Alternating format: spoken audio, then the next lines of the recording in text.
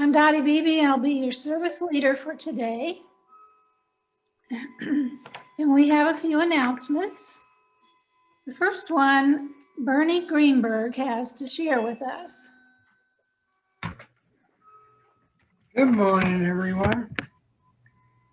On November 22nd, which is the Sunday before Thanksgiving, normally we would have a potluck, but we're not going to. Instead, we're going to have a bake sale outside the building. And this will be available to members and friends from 3 to 4:30, so you can get home in time for dinner before it gets dark, and you can take your own dessert home because you'll be able to buy it. We need people who are willing to make goodies for sale, and we have someone who will exchange money for coupons and avoid handling money. We are going to do this as safe as possible. See you then.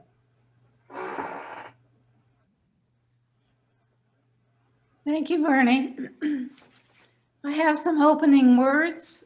These were provided by Kathy. As we set aside this time for worship, I invite you to take an attitude of compassion and aspiration. In this book, Being Peace, Vietnamese Buddhist monk and peace activist Thich Nhat Hanh offers us these words. The problem is whether we are determined to go in the direction of compassion or not. If we are, then we can reduce the suffering to a minimum.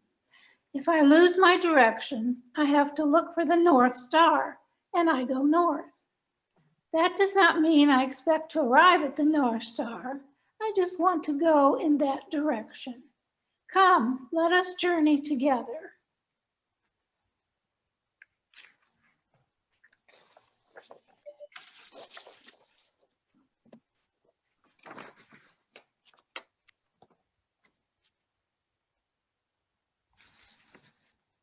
Come, come, whoever you are, wanderer, worshiper, lover of living, ours is no caravan of despair.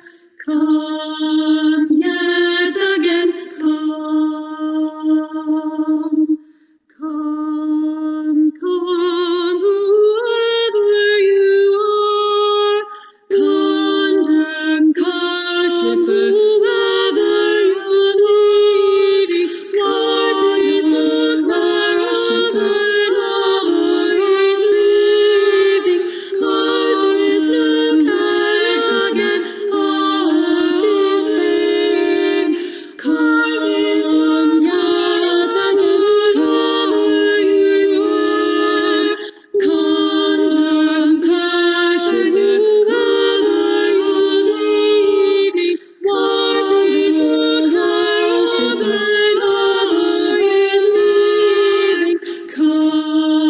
yet again, come.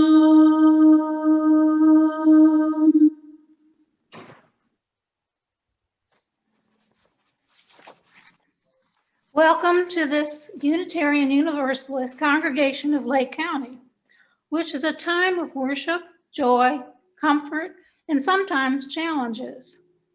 We come here to learn more about being in a relationship together and how to listen, how to forgive, how to be vulnerable, and how to create trust and compassion in one another.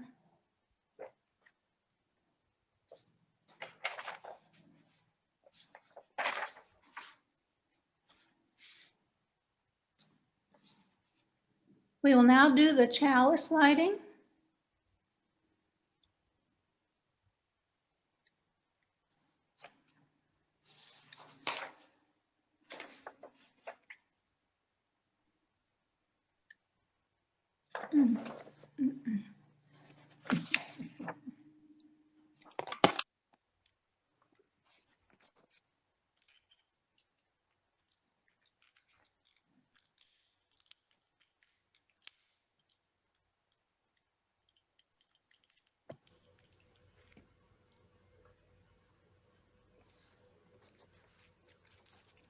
May it speak in us, each of us, connection and commitment to this living tradition to each other.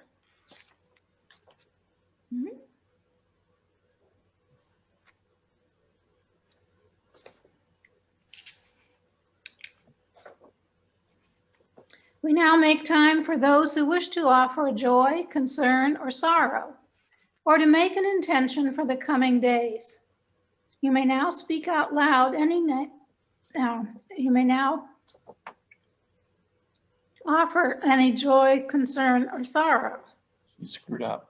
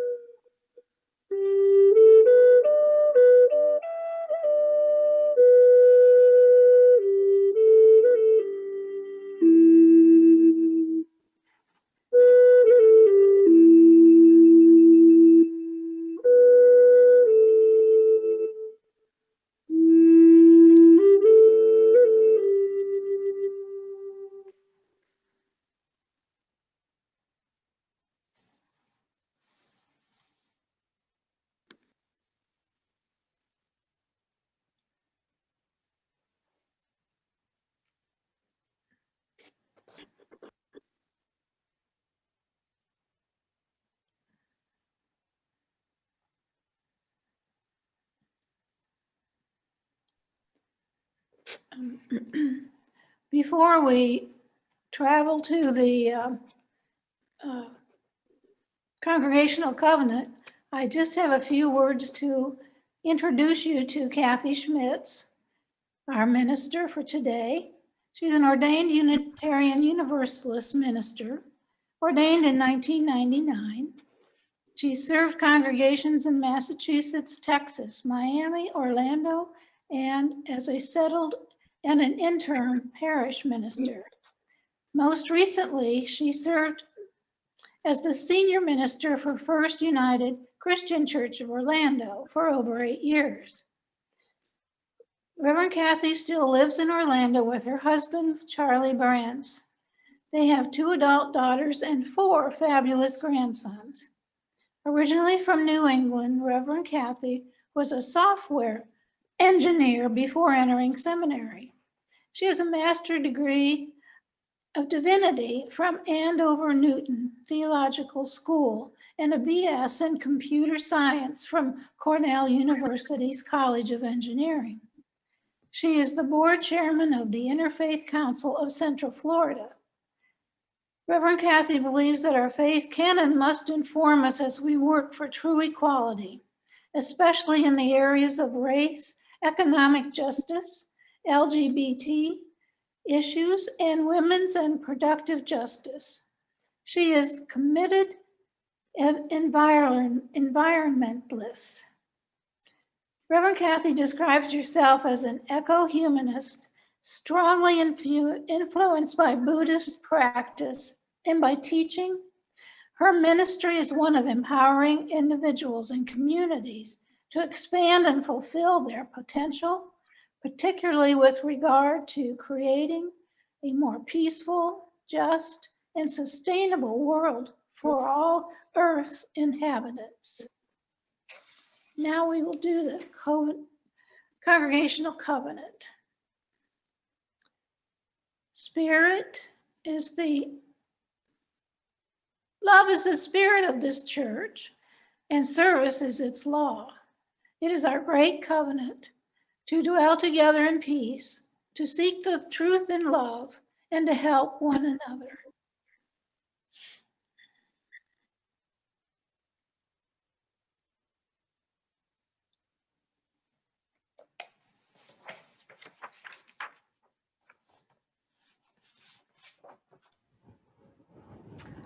Well, hello again. And I'll just make one little adjustment to the introduction, which I'm grateful for. And that is that the church I served in Orlando was First Unitarian Church of Orlando, which I know some of you have visited. So I am so happy, like I said, to be with you. And this morning, I want to talk about a journey that we are on. And the journey began long ago, before any of us. It was a crazy idea, going off the well-worn paths of human history. It required a revolution.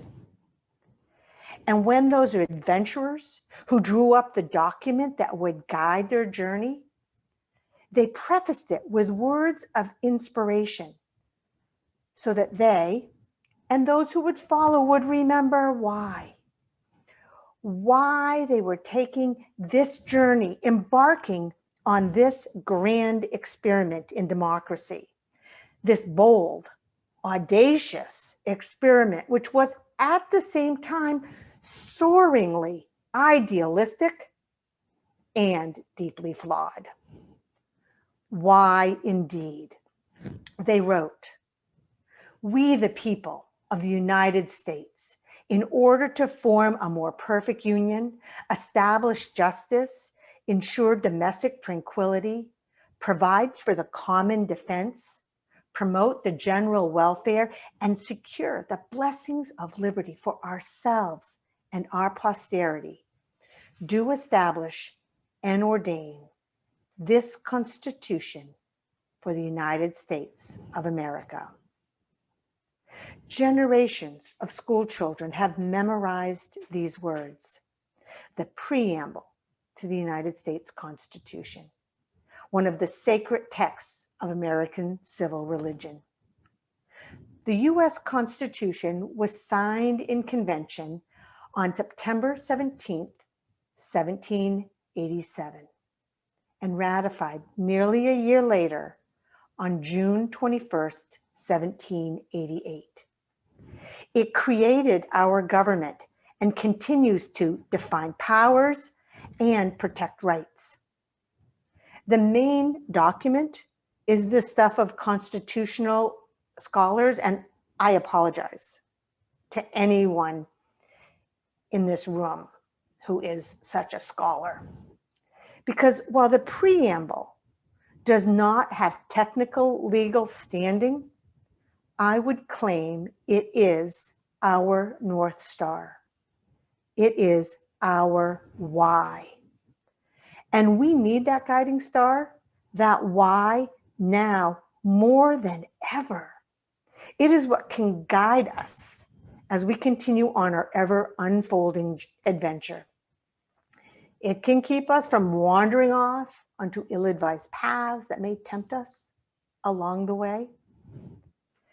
It can keep us moving when we get discouraged and think that maybe we'll just sit down in the swamp with the frogs, like the one earlier in our story. Our North Star can help us to be our best selves. It can call to us in much the same way our religious tradition and our congregations do.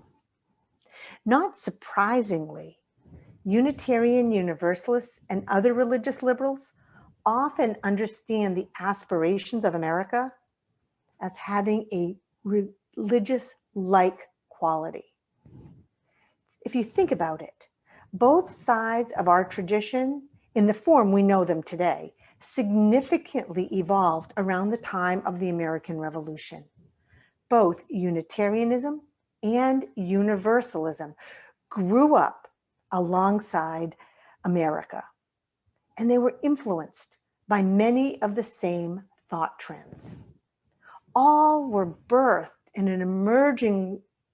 a world of emerging ideas around democracy and liberty, justice and the common good. Ideas many of us consider fundamental now, but which were at one time radical to many. This is the journey we are on. At this crossroads in our adventure, we are becoming increasingly aware of some of the shortcomings of our founders and the path they laid out. We recognize their limited thinking, for example, around equality of race, gender, and economic status. And rather than stay on a path that does not suit us, we are called to raise our eyes to the guiding stars and redraw the map. Fortunately, the itinerary that we inherited allows for change. The United States Constitution has 27 amendments, one of which undid a previous amendment. Talk about a detour. Imperfect humans like us, our founders left us not a perfect system, but a way to continue the perfecting process. The preamble tells us that the why of the Constitution is to create a more perfect union. We've heard it so many times, we might not even think about it. More perfect? Isn't perfect, well, perfect? Yes, but always there is more perfect then and now. Still room to grow and improve. In spite of this, I do not think that the why has changed. I believe the preamble still holds. I believe it is worthy of our reflection. Listen carefully to the words again. We, the people of the United States, in order to form a more perfect union, establish justice, ensure domestic tranquility, provide for the common defense, promote the general welfare, and secure the blessings of liberty to ourselves and our posterity, do ordain and establish this Constitution for the United States of America.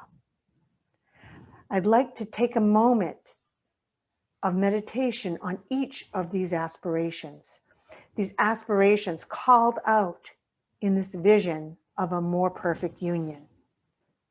As we work our way slowly through these well-worn phrases, I invite you to consider, what does this phrase mean to you? Does it differ in any way from what you think it might have meant to its author? How does it speak to the challenges we have in our nation and our world today? Does it agree or disagree with our Unitarian Universalist principles? Does it have meaning in our smaller groups as well, our congregations, our families, and in other groups to which we might belong? So let's consider our first aspiration, to establish justice. What does that mean to you? How has it evolved, not only in our nation, but in your own mind? While our founders may have established clear ways to enact justice according to the prevailing views of their day, They did not have the vision to expand it to include all people, women, enslaved persons, all classes. That has been and remains a long, slow evolution. As we continue our journey, how are we called to further establish justice? And what are you personally called to do?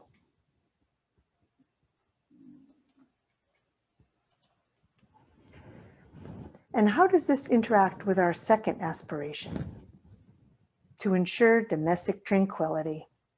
What does that mean to you, domestic tranquility? We don't talk that way today. How has it evolved, not just in our nation, but in your own mind? It has been suggested that what the founders were referencing was their hope to keep the peace between the newly united states. Yet there's certainly lots of room to consider more broadly what it means to have peace. It has become clear that real peace is impossible without real justice. Are we, who often prefer to avoid conflict, willing to live with the discomfort of hearing about and truly understanding where attempts to establish justice have fallen short? As we continue our journey toward our North Star, how are we called to ensure domestic tranquility? And what are you personally called to do?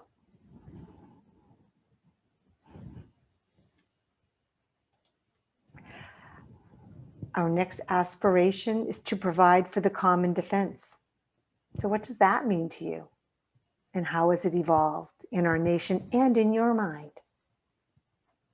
The world is vastly different now than it was in 1788. Communication and technology, as well as growing human population and a changing geopolitical landscape, are things that few, if any, could have imagined. Our world seems both bigger and smaller at the same time. What does it mean to provide for the common defense in an uber-connected world? As we continue our journey, what does it mean to provide for the common defense? And what does it mean for you personally? What are you called to do?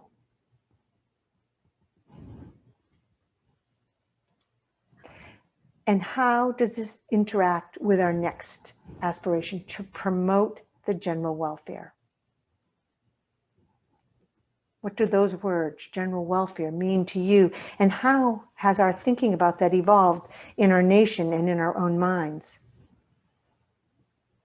Are there ways in which our desire to promote the general welfare, the common good, is sometimes in tension with our attitude of defense?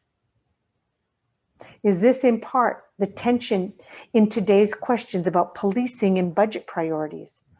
How do we balance the distribution of limited resources to care for people and to protect people?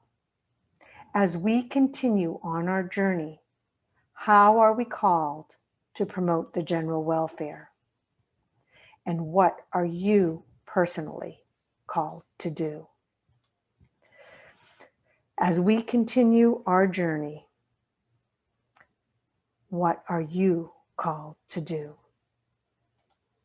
The final aspiration is to secure the blessings of liberty to ourselves and our posterity.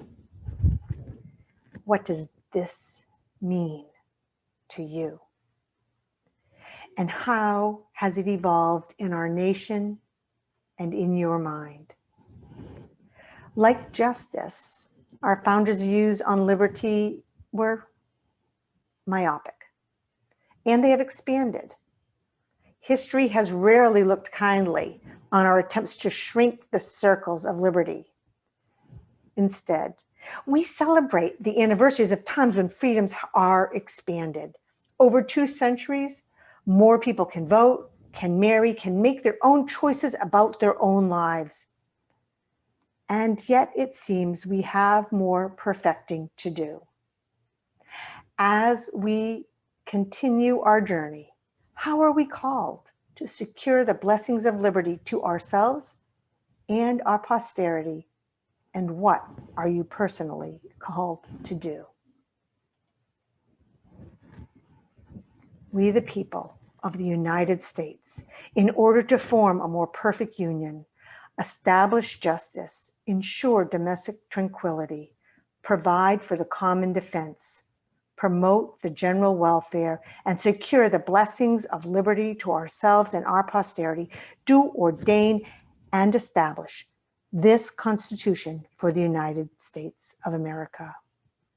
The founders were describing their why, the reason they set out on this perilous journey that we now continue. The values and vision they articulated in the preamble to the United States Constitution can still speak to us today, as individuals, as organizations, as a nation, and perhaps as a world. They can speak to us and they can challenge us to continue the perfecting process.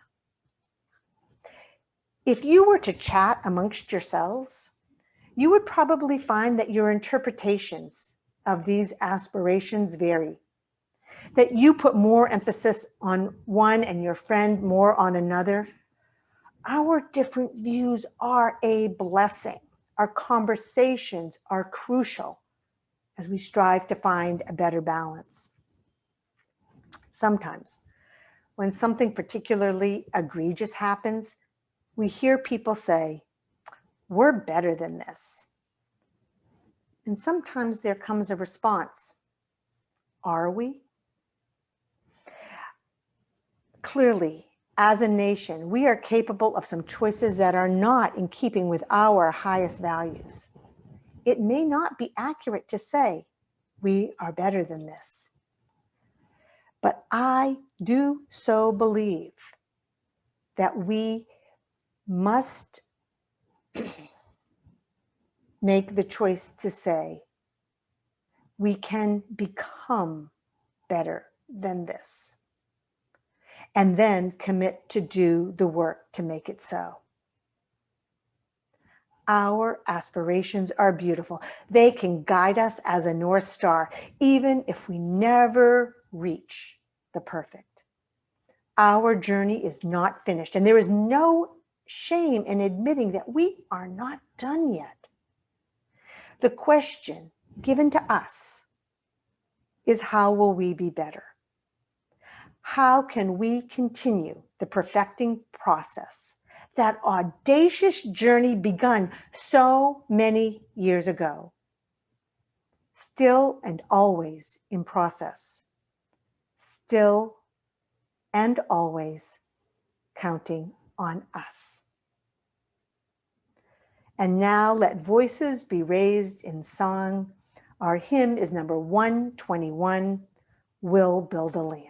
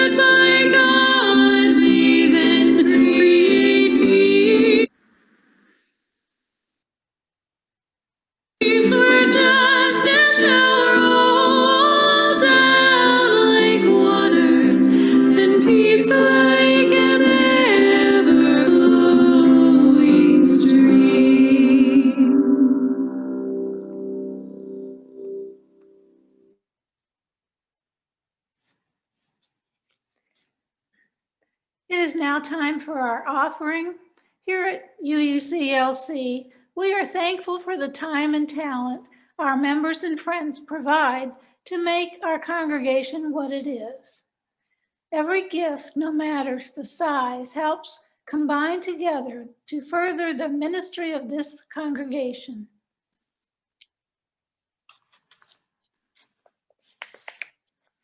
This is where you can send your gift to promote the Unitarian Universalist Congregation of Lake County, Florida.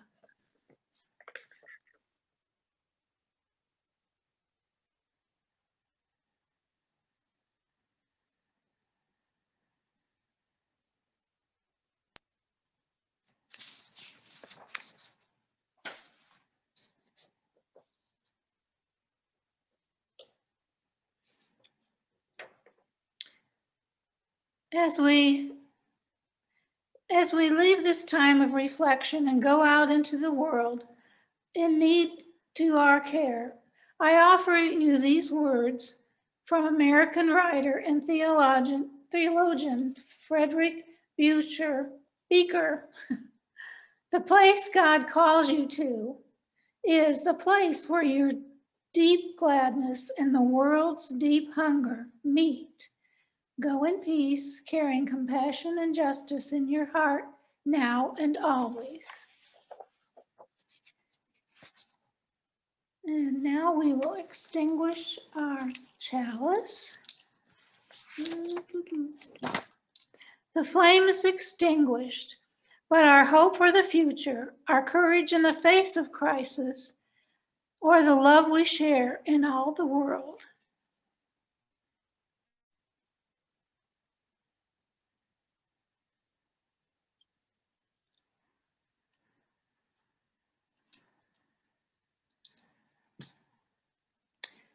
And our closing song will be Weave.